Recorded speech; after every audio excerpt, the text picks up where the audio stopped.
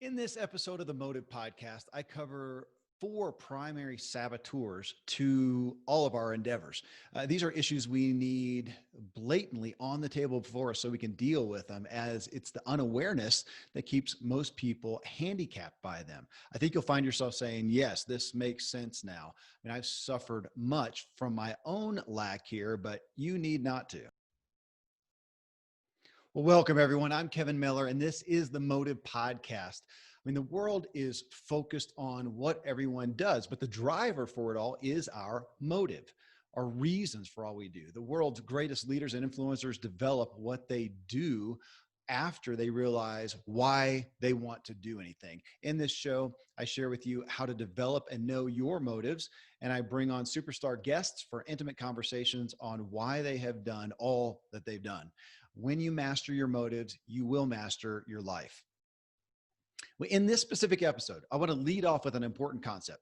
In the world of personal development and self-help that I live in, and even business development, is led by, again, what to do to succeed.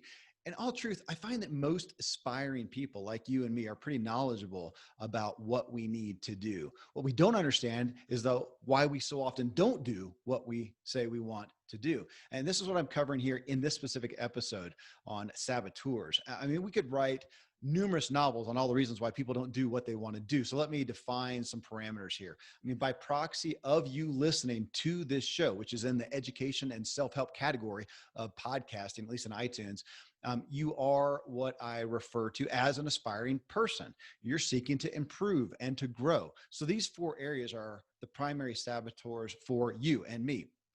You who are striving and evolving and growing and mattering in this world. Hey, if you're new to the Motive Podcast, it is one of my three podcasts. You can find them all and more at my website, kevinmiller.co, or on social media, again, at kevinmillerco. At the website, you'll find some highlights of the show's resources and the videos of me talking with my guests and co-hosts. In the True Life podcast, my co-host is Dr. Randy James. He and I talk about your health and your wellness, but more importantly, the psychology of striving to be well in this more and more unwell culture. And the point is not health and wellness in and of itself, but as a means to an end. If you want your life running at top notch, you need to be also. On the Ziglar Show, my third podcast, we focus on increasing your performance in your personal and professional life, drawing straight from the legacy of one of the most inspiring leaders of our age, Zig Ziglar. In all the shows, we do a lot of Q&A. I invite you to join us on Facebook at Kevin Miller CO. All right, let's get down to saboteurs here. With any worthwhile quest, there are known obstacles. So American Ninja Warrior, my family likes that. My kids have done competitions. My 10-year-old was actually, they actually have him try out for the national one in LA. He didn't get it. I don't think his story was quite tragic enough. But anyways, it's a fad of our time. It's American Ninja Warrior. And this is what it's about. It's about obstacles. If there were no obstacles, it would just be a 100-meter dash. I mean, the point is understanding and overcoming the obstacles. And as I've covered in an earlier episode, overcoming is not eradicating.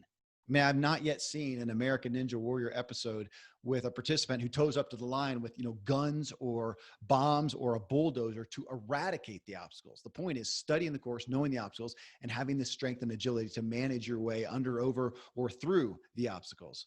Well, likewise, on this path to aligning our motives and our desires and achieving a level of fulfillment in the 7 areas that I cover, there are known and worthy obstacles that we all need to be aware of and learn how to manage and overcome. Otherwise, they will stall us out or fully derail us.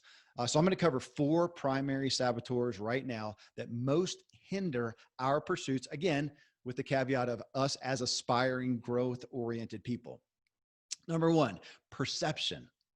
So it made me think of a story in my own life. I was a cross-country RV trip with my family. We're tooling through Oklahoma on our way to Tennessee. We're humming along nicely until we weren't. All of a sudden, no power. I had this beast of an RV with 10 people inside. It's hot outside. We coasted the side of the road into the shade. Ultimately, we were towed. We had to get towed to the next exit to a mechanic shop, already close to the day. I think it might have even been a weekend. And while the driver took my family to a hotel, I stayed behind to look at the problem. So my family gets to the hotel. gets a room. I think before they even went in, they walked to a local restaurant, get some food. And in this cosmic bit of good luck or divine intervention, I actually figured out the problem and got the stupid thing running again, which is comparable to me winning a boxing match against Mike Tyson, because I am not a mechanic. Somehow it happened. Hours later, I drive up to the hotel. We cancel the reservations there and go on our way. So my family talks about this fun adventure. They went and got fun food and experienced some things when this RV broke down. That wasn't my experience. I was stressed. I was frustrated. But what are the facts of what happened? What's the reality? And in truth, there's not one. I mean, only perception, how we perceived it. Uh, Another story, gosh, it's been 12 years ago now, and I did a stint in Silicon Valley. It's about 2003, actually. They housed us in this oversized log home high up on Skyline Boulevard. If you've been in Silicon Valley, Skyline is this 2,000-foot ridge up, and then you go onto the coast. Really cool place. It was a mystical experience living up there where the fog rolled in from the coast and over the house.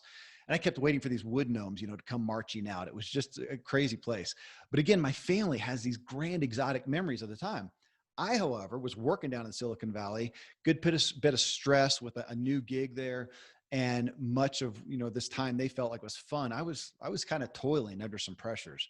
And granted, those are two cases where the responsibility of work happened to fall on me, but I can make a list of similar family experiences where I look back fondly and my wife sees them as misery.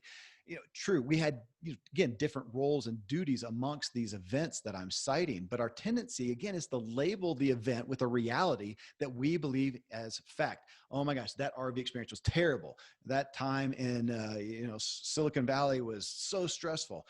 It's not at all what my family sees, my wife sees. Point is, our experiences are not fact. Okay, this is not me telling you anything you probably haven't heard before. I'm just stressing that. I'm at the top of the mountain as one of the next billion messengers, but I'm saying, oh my gosh, don't miss this. Our experiences are not fact. There's no concrete reality, which can sound hoodoo guru, to a point. Things happen to us though, and we attach meanings to them, perceptions. And from this, we develop our beliefs based on perceptions we have agreed with. I mean, look, again, I'm not a psychologist. I'm not a scientist. I'm not a doctor. I'm just someone who has experienced a dramatic amount of people seeking to change their lives for the better.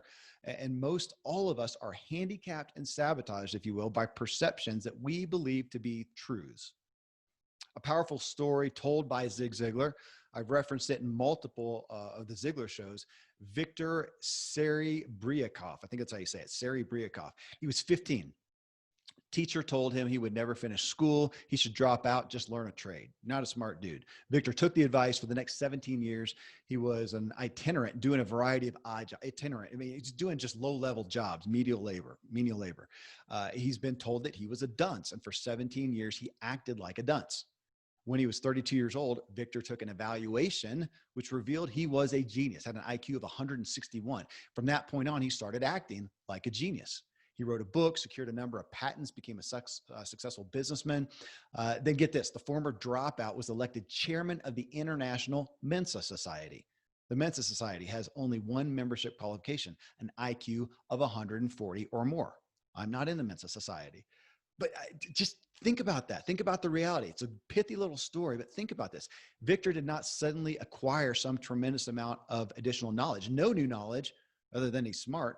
He did acquire tremendous added confidence. And the result was he instantly became more effective and more productive. When he saw himself differently, he started acting differently. He started expecting and getting different results. And folks, I mean, that's just us. That is us. That's how we live. We're all here living at this level that we've agreed with. It's not the reality of what we're capable of, what capacity we have. So take a moment and imagine if you received a knock at your door and lo and behold, it's God or Gandalf or fairy godmother, whatever you believe in, the FBI, whatever, it does it for you. But they reveal that you have been being monitored for years and found to be one of the most brilliant, gifted, insightful, and intuitive humans in the country. And they'll continue monitoring you for the next year and then meet with you to discern placement in a high-level position needing leadership to help save the country and mankind. Okay, this is like a movie line here. How would you feel about yourself from that point forward? How would you conduct yourself the next day, the next minute, the next day? Chances are your perspective just changed from however you see yourself now to considering yourself to be a very highly valuable asset. Your treatment and expectation of yourself would quadruple or more.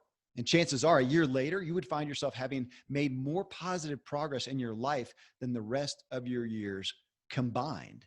So don't you wish somebody would play that trick on you and just get you to thinking that you're something special, which you are, which we all are. Again, it's a pithy stuff. This is elementary personal development, but we're not getting it. We're really not getting it. It's perspective. And in truth, perspective is just everything. Right now, your belief in many self-limiting perspectives is a primary saboteur to your capability and potential. And I like that word, capacity. My friend Randy James, my co-host on the True Life Show, he's a doctor. People come to him to get well, and he bristles at that word, stating, hey, nobody can be well, perfectly well. It's impossible, but we can all be weller.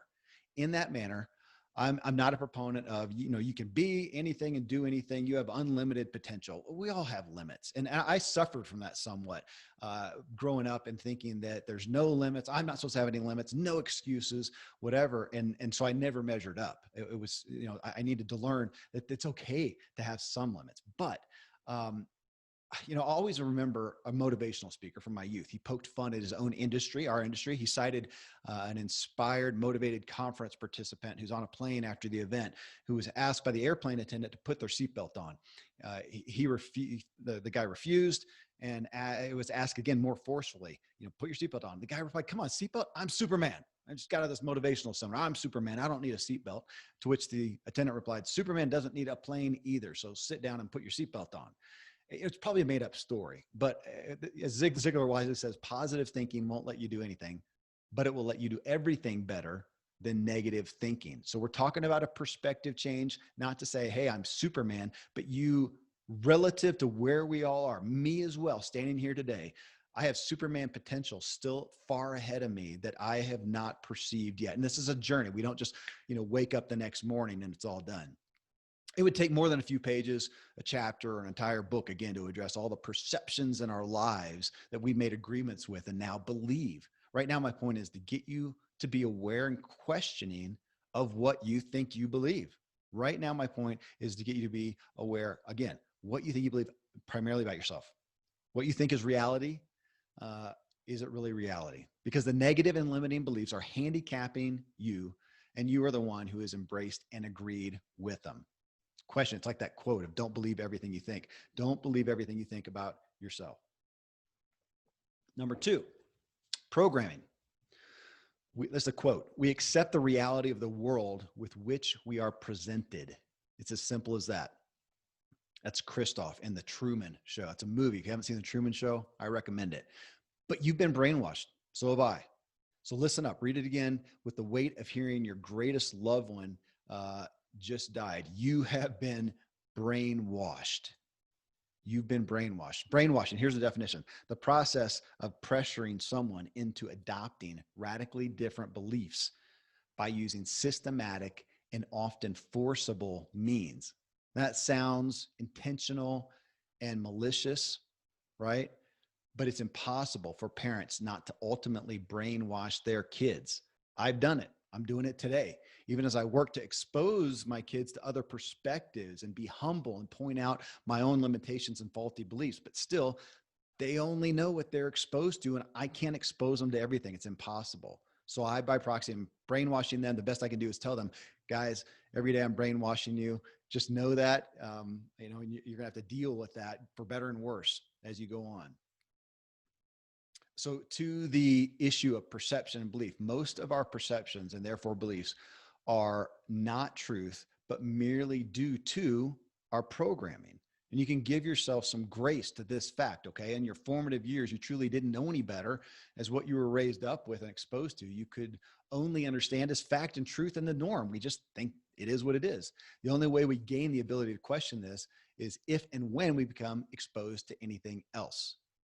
But it doesn't mean we change even when we are. I mean, to truly realize change in your perceptions and beliefs will take re-brainwashing and nothing less. This is the greatest fault of the personal development and self-help industries, and not appointing appropriate gravity to the reality of personal change. Personal change is massive. If you are here where you are today and you want to change, it is a massive overhaul. That's why when I say re-brainwashing, that's what we don't say. We want to go to a motivational seminar and say, oh, you just do these things and change your mindset. This is monumental. I mean, the immense gravity of our, especially early programming, is daunting and literally overwhelming to me. So my youngest daughter, she entered our family at just over 4 years of age. And as of this moment has been with us for 4 years, so about half her life. But the entrenching programming of neglect and violence that she was exposed to in those first 4 years, I fear it will never leave her. It's again, but why I go back to overcoming is not eradicating, it's figuring out how to deal with, with what you can't eradicate possibly. Uh, it's those 4 years of her being brainwashed. Will she ever come? Now she's been with us 4 years, right? We've been trying to re-brainwash her, but that initial programming is so hardwired. I honestly believe it will require her to reach an age of maturity and intellect where she can fully comprehend her past programming before she can take it captive and truly overcome it. Again, I'm going to say it again. Doesn't mean she'll ever eradicate it. I don't think she will, but I do think she can overcome it. And there you get into the stories of, Zig Ziglar talked about a study where 80% of CEOs and world changers were surveyed. And to make a long story short, 80% of these CEOs were found to have had hardships in their youth that they had to overcome. So in that sense, maybe my youngest daughter is more equipped to ultimately be even greater than my other kids because of her hardship. But that hardship, only if she's able to manage it and overcome. I'm not, again, convinced we can ever escape our early programming, but I'm absolutely convinced we can overcome it. So Eric Weinmeier, he'll never see anything visually. He was born without eyes. So I had him on the Ziglar Show. I don't remember what episode. His last name, if you want to look it up, Weihenmayer. The guy has scaled Mount Everest. He's kayaked the Grand Canyon, even with no eyes. That right there may be the most relevant personal development truth for all of us to grasp onto. Will we ever escape our fears, our insecurities, our wounds, and our scars? What if the answer is no? Just as Eric will never see with his visual eyes. And I posit we may be best to quit trying to eradicate and leave all these things, quit trying to escape and eradicate our negative issues, and instead just come aware of them, plop them onto the table, look them square into the eye every day and say, hey, I see you. I'm aware of you. You aren't hidden, and you won't surprise me and handicap me without my knowledge. Then back up, get a running start, and hurtle over those suckers and do what you need and desire to do. Just like Eric, who wakes up every morning and he can't eradicate his visual blindness. Hey, I'm awake today and I'm blind. I even asked him, is he trying to, pursue, new technology to be able to see again? He said, dude, I was born without eyeballs. I can't fix the eye. I have no eyeballs. I didn't know that, unfortunately, when I asked him that question. So again, Eric, he bolsters up the rest of his senses to overcome that one issue that exists. And he goes forth and completely completes physical adventures that most of us won't even try with our two perfectly working eyeballs and the rest of our senses in order. To review the 7 areas of fulfillment, I'm doing that one by one in these shows, but we've got to consider in each of them how we were programmed. What were we exposed to? What was our norms? And later time, we're going to be talking about the programming in each area. I'll take us through each area and talk about the normal programming that we all have that we need to overcome. But again, our programming is just that. It's programming. It's wiring. It is not truth, but simply design. You can redesign yourself, but it's going to be the most difficult and challenging thing you ever do, but absolutely the most rewarding and profitable. So I hope that doesn't sound pessimistic when I elevate that and say it's huge. I think the opportunity is greater for us to achieve change if we conceptualize how big of a deal it is so that we prepare accordingly. If I'm going to drive across town, I don't have to prepare. If I'm going to do a cross country tour, I'm just going to prepare differently. It doesn't mean it's impossible, but I'm going to prepare differently. That's what we're talking about here. Number 3, saboteur, ignorance. Ignorance, definition of ignorance is the lack of knowledge or information. So I'm actually a fan of the term ignorance because it absolves a lack or limitation. It offers hope. I mean, ignorance is not stupidity. And so it's nothing to be ashamed about. My house is within a national forest where we have no internet connection or cell phone coverage. My neighbors all use satellites for their internet, which have latency and data limitations that are difficult when we have 10 or more people in the house at all times, and we're streaming music and online schooling, especially in this day and age, and entertainment and all that kind of stuff. So I ran 1,500 feet of coaxial cable through the national forest up to one of my neighbor's houses on the ridge, who has line of sight to a tower with an internet provider. I don't know, by the crow flies, it's probably a mile and a half, 2 miles, something like that. So when I walk in the house and open Spotify to get the music rolling, my iPhone connects wirelessly to our router. The router connects to a repeater. The repeater runs 1,500 feet up the hill to my neighbor's house into another repeater. That repeater connects to his router, which runs through another coaxial cable about 100 feet underground into his barn to the modem. The modem runs 300 yards up into the hilltop to a dish we put on the ground and anchored with cinder blocks. The dish then points to the tower about a mile away. The tower is then connected to the internet company in some way. I have no idea. The point, I have no earthly idea how all that works. I'm blown away. I can just waltz into my home with a flip of a finger, listen to songs I like for $7 per month or whatever. And as a kid, we were listening to James Taylor and Barbra Streisand on 8-track tapes and vinyl records. As a youth, I well remember getting a ride to the mall and paying $14 for a cassette tape of the latest Michael Jackson album at the music store. I'm ignorant of how most technology works. And actually, every day I get older, I feel I know and understand less about about so many things, but I'm okay with that. Anything I want to actually learn, I can get online and do so for free. It's all there for the taking. What I want to know about, I invest in and I research and I learn. So ignorance is not a bad thing. But when it comes to our desire for personal progress, it's incredibly dangerous.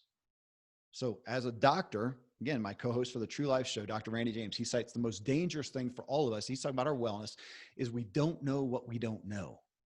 In personal development, you will be best served to expect and readily embrace your ignorance, as this will better prepare you to go after and receive knowledge and understanding.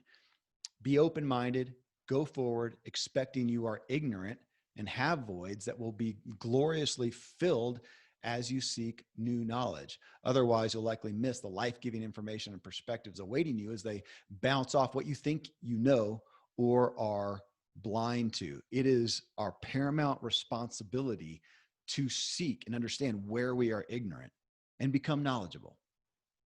Number 4, but that's a saboteur. That's a third saboteur, a big one, ignorance, especially when we think we know more than we do. Last one, number 4, appetites. So folks, we are driven by our appetites. This is again one that I'm going to elevate the gravity of, that we have missed in our culture. The fact that we are driven by our appetites. Our culture is driven by our appetites, our desires.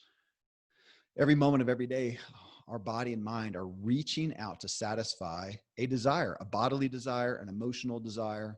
As humans, our primary existence is feeling a desire and filling it. That's why in this day and age, with the most readily available knowledge on health and wellness and medicine and science, we in America are at our fattest and most chronically ill status ever. People wonder about that. Why are we spending so much money more than anything else? And we are not weller. Well, it's because we're driven by our appetites. There's no medicine or treatment to create that will ever stop or reverse this, our appetites, as the problem is not genetic or viral or clinical, it's behavioral. The reason we as a culture are succumbing more to our appetites than ever is access, simply access. We can have most anything we want with near immediacy. We can feed our eyes, our ears, our mouths with whatever tickles our fancy within seconds. And the internet brings us whatever our ears and eyes want instantaneously. And our pantry and cupboards and fridge provide whatever our mouths want within just a few seconds. And if the desired food you want isn't available, you can quickly order what you want from a restaurant or grocery store in the big cities, at least, and have it at your doorstep in under 30 minutes. Thank God I don't have that ability. I live up in the National Forest and we're gonna have to go work for what we want. I'm grateful for that benefit. But a powerful second ingredient here is exposure. exposure, access and exposure. Okay. So we have immediate access and we're exposed to the desire for that access constantly. So my dad, Dan Miller, author of 48 Days to the Work You Love, he grew up in a farmhouse out in the boonies of Ohio. The only outside influence and exposure for his appetites was the occasional catalog that might show up in the mail and show, you know, clothing or toys or tools. Maybe a clothing model with decent curves that showed a little bit of ankle back then. That was it. And my childhood was the same except for TV. And boom, 12 hours a day of TV shows and ads from the three big networks and PBS back then, ads pumped in every, you know, whatever they came, 15 minutes or 20 minutes or so, seeking to entice our appetites. And then the second boom that I experienced was cable TV and HBO, where you could see more ads, more exposure, more skin, all that jazz.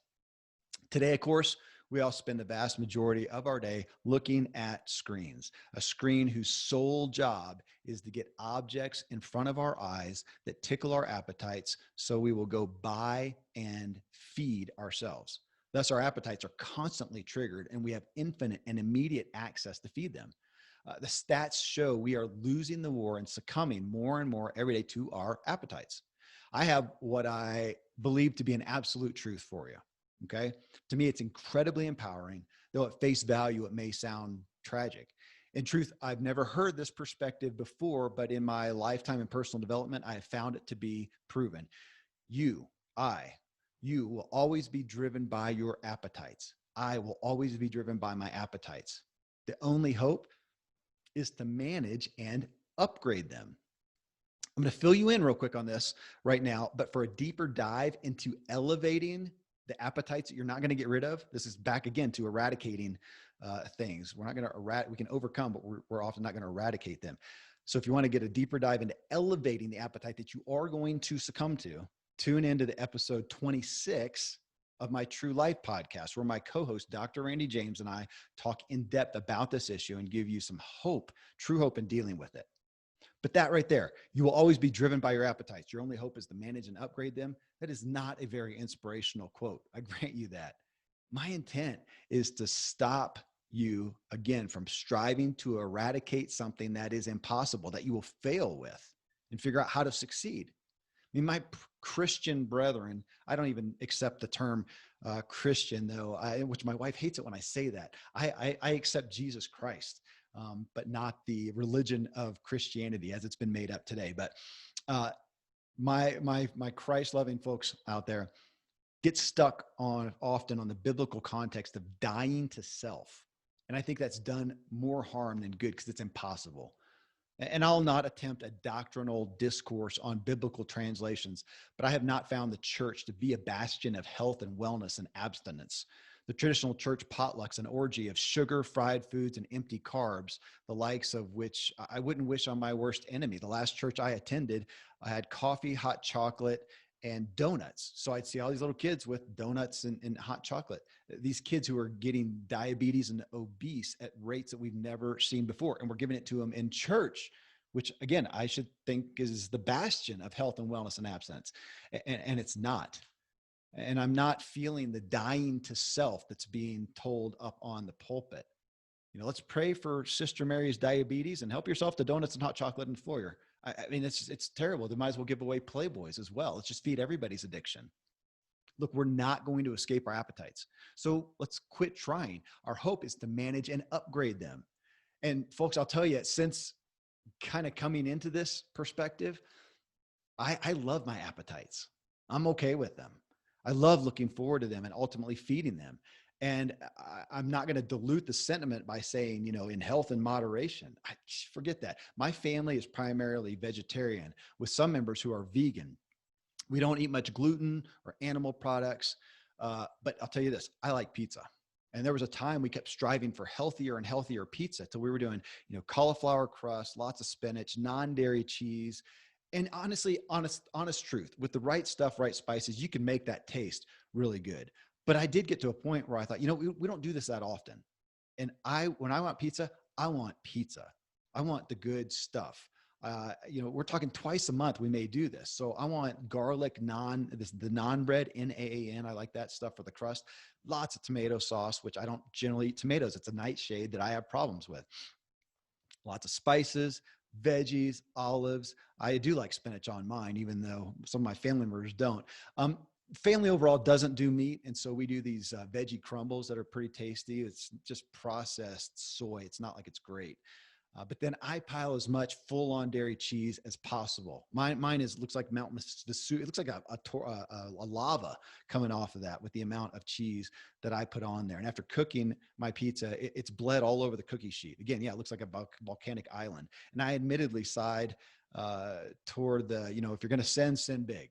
So forgive me for that if that sounds bad to you. But man, we're talking pizza, and I don't think I'm going to burn for having really good pizza a couple times a month.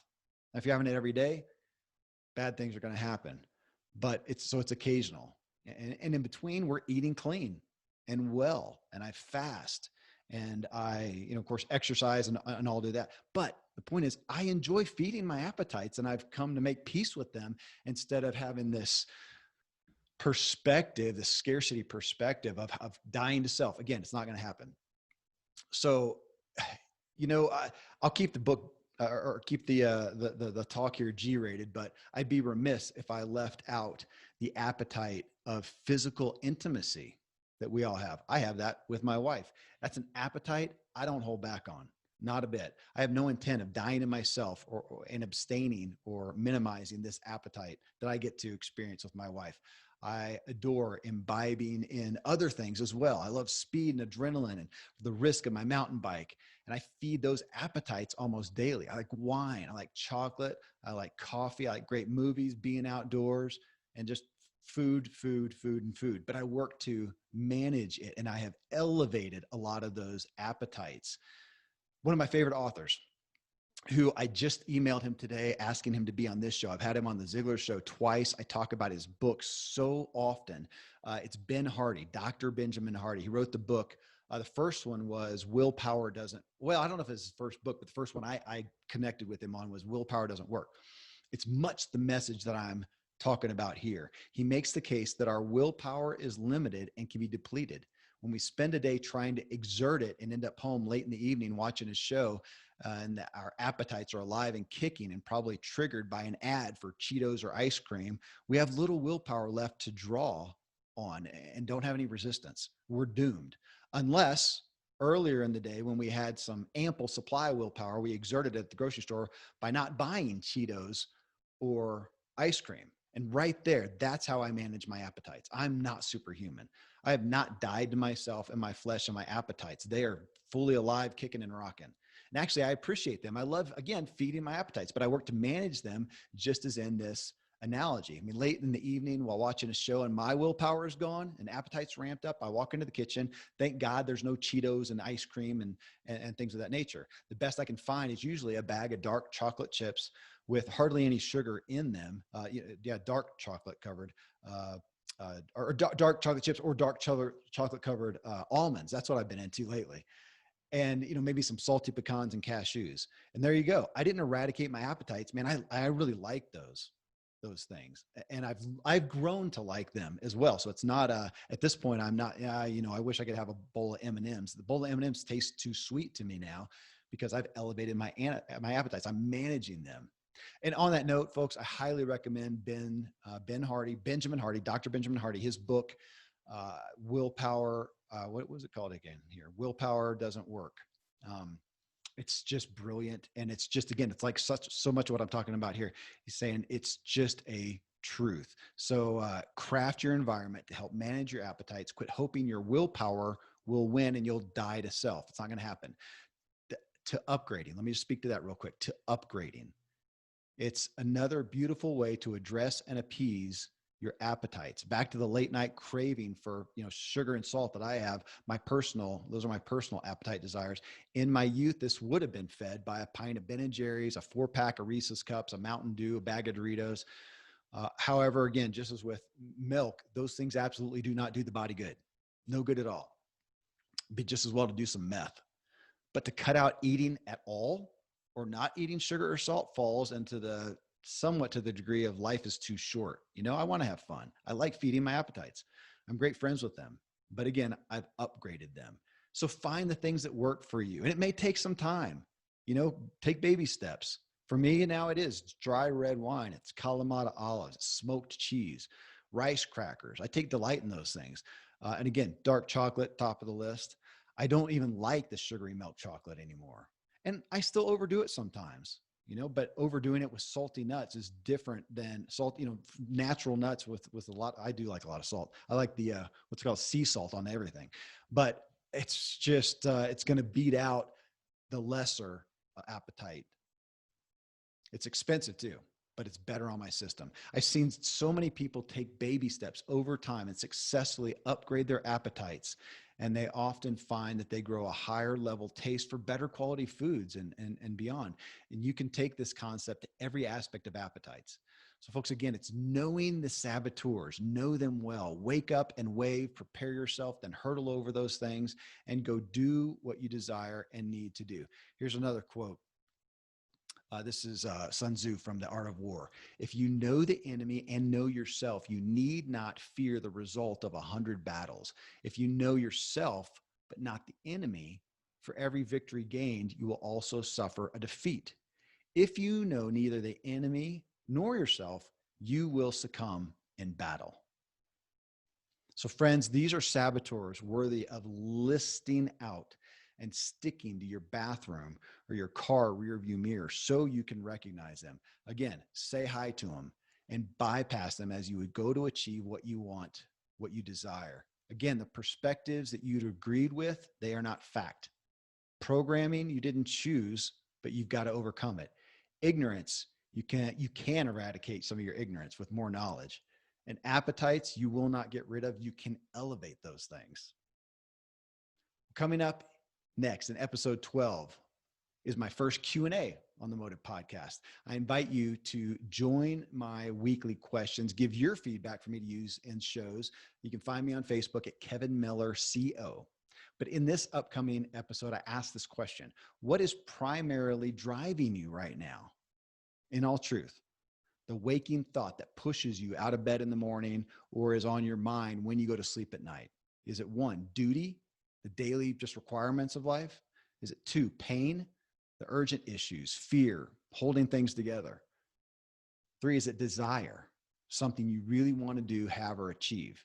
And I wanted a pulse and a discussion on folks' real lives right now. And as soon as I posted it, they started pouring in. And I'll tell you, even though, again, I've got an aspiring audience, everybody didn't come in and just altruistically say, oh, desire is what motivates me. We had people right away say, oh my gosh, really a lot of all three. And we started talking about it, and we are right now. And I'm going to bring that to you in the next episode. Till then, folks, thank you for being here. Here's to you getting clear on what you truly want by fully understanding and agreeing with your motive for wanting it.